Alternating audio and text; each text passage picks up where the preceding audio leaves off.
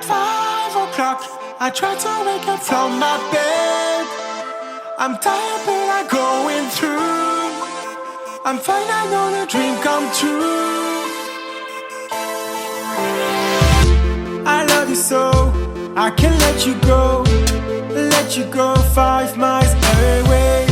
You make me smile, you make me smile. I love you so, I can't let you go. Let you go 5 miles away. You make me smile, you make me smile. At 5 o'clock, I try to wake up from my bed. I'm tired but I'm going through. I'm fine, I know the dream come. Hello everyone and welcome to this episode of The Ty Show. My guest this week is my good friend, Ms.Arianna Bustos. Hi everyone. Literally, we don't have to do anything. We just keep laughing. It's a relationship, y'all. Okay, so to kind of give you all a rundown on Arianna and I's friendship. So we have been friends since freshman year of college. We are like a part of a bigger friend group that consists of us. But we also do our own thing together. We were secretary and membership chair of an organization, and then moved up, was elected up into president and vice president of that same organization. And yeah, we've been really involved in education. Arianna just got her degree in AYILA education. Period. Yeah, I have my license and certification to teach English. Period. Period. Period.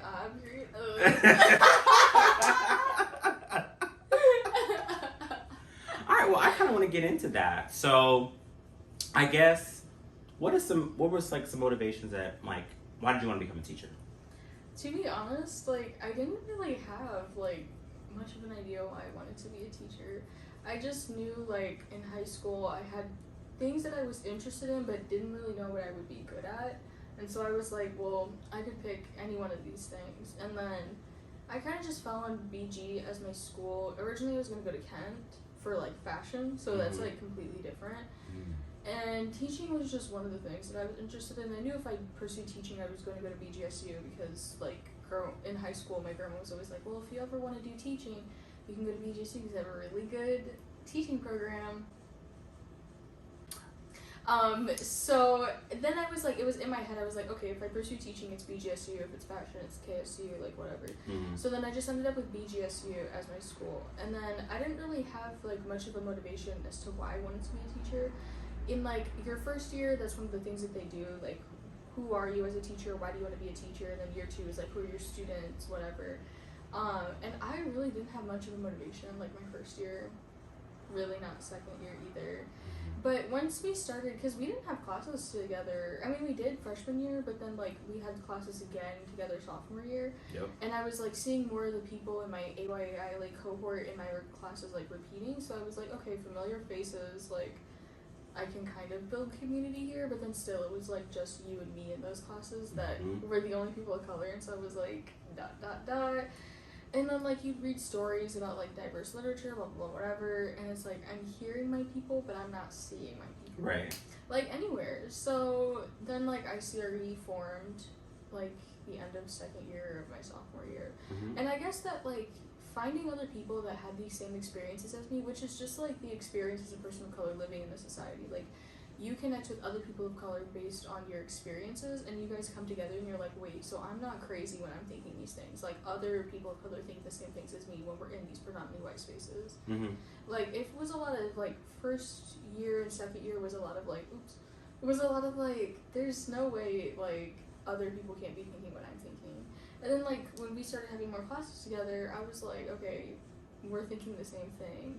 There are other people of color, like, in this college, despite it being, like, predominantly white, like 70 to 80% predominantly white in most teacher licensure programs at BG.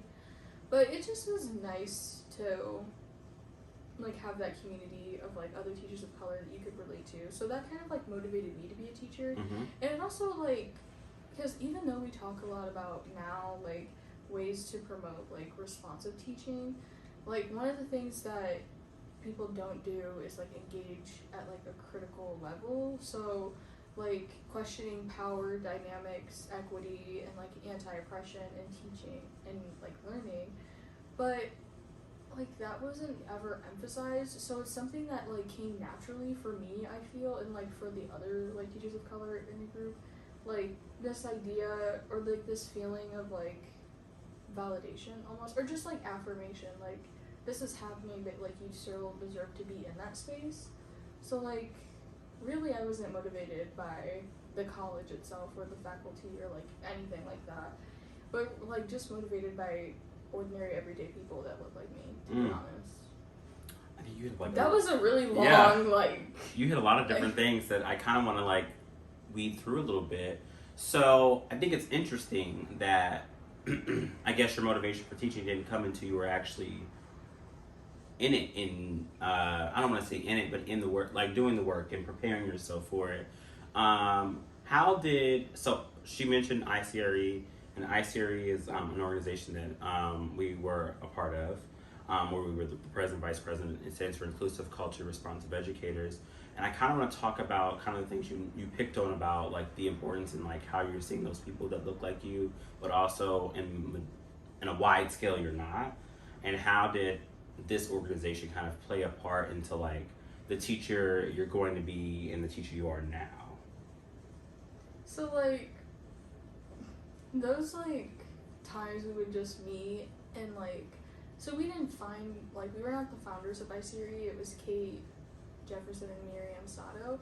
So like they founded ICRE, and then like we started off having like meetings. Like the first time we all met was in their living room, and like we would, even after that, like the rest of Kate and Mimi's senior year, our junior year, like we would literally just like go to their apartment and like just hang out and talk. And like those were the times where I felt like I was the most understood, like while being at BGSU, because like you literally create a space for you, and like it just was because in predominantly white spaces, so like most of the classes that we have to take, or even just like walking through the ed building, like there's always like, oh, you'll always guarantee like seeing a white person or white faculty member, whatever, so you can always guarantee you'll see that representation there, but not necessarily the same for like people of color.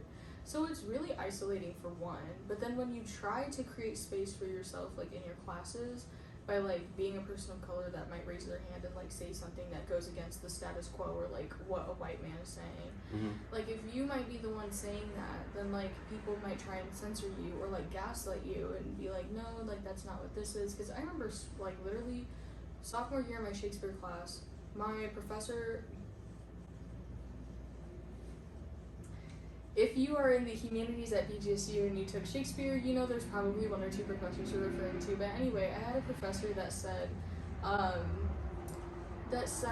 something, we were talking about minstrelsy and like blackface.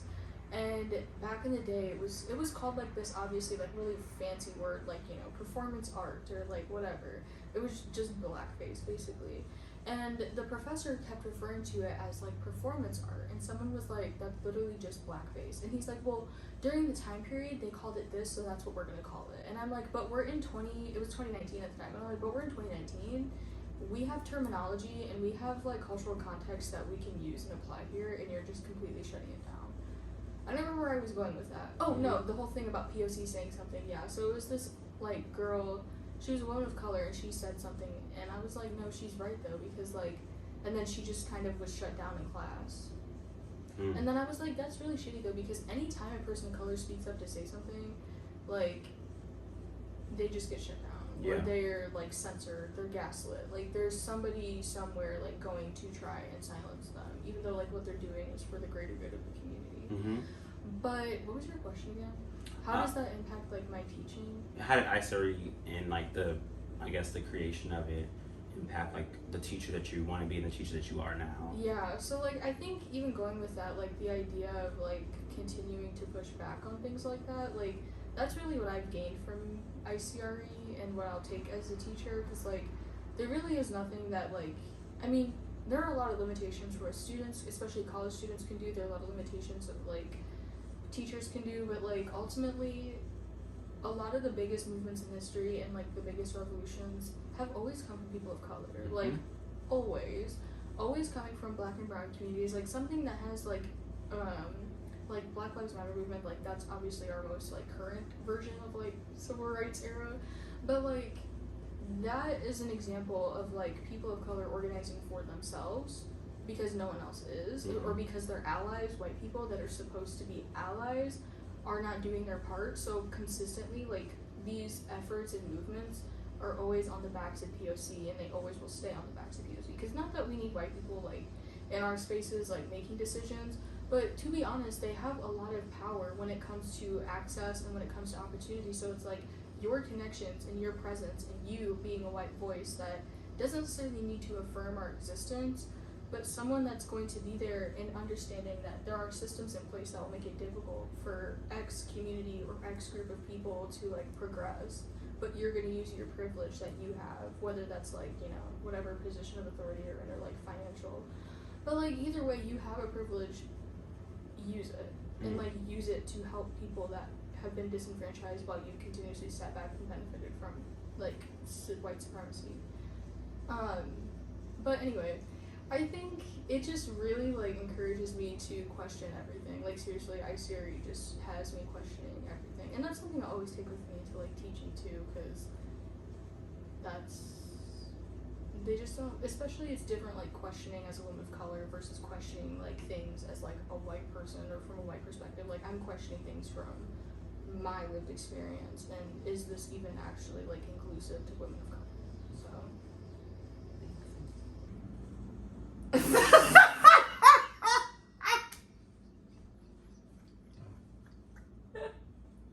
Okay, I'm sorry. Okay. Okay, so with all the things that we've already talked about so far, I kind of want to tap into like, what do you tell, I don't want to say a young girl because I hate to seem it like as if like we're old, but what do you tell someone who's like in high school who doesn't see themselves represented in their teachers? What do you tell someone?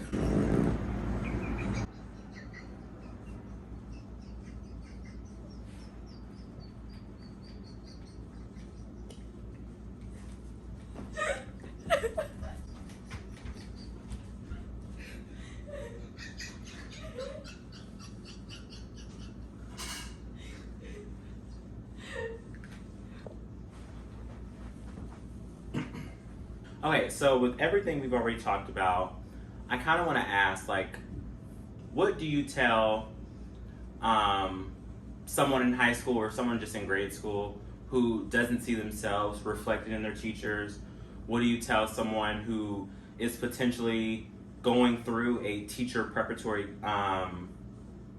course, or I don't even know how to say it, not even course, but they're going to school to be a teacher, and they don't see themselves in the staff that they see? What are some things that you would tell them to keep them motivated, but also to keep them believing in themselves? It's really difficult. I mean, like my teacher prep experience, I think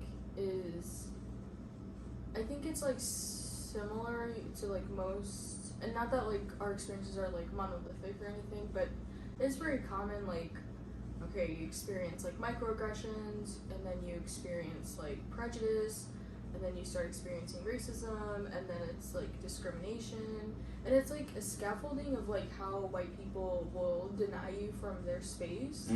So like for me personally, like I would just tell anybody that is like going through a teacher preparation program, or is like interested in being a teacher, like regardless of like which state you're in, because we're in Ohio, so like Northwest Ohio is predominantly white.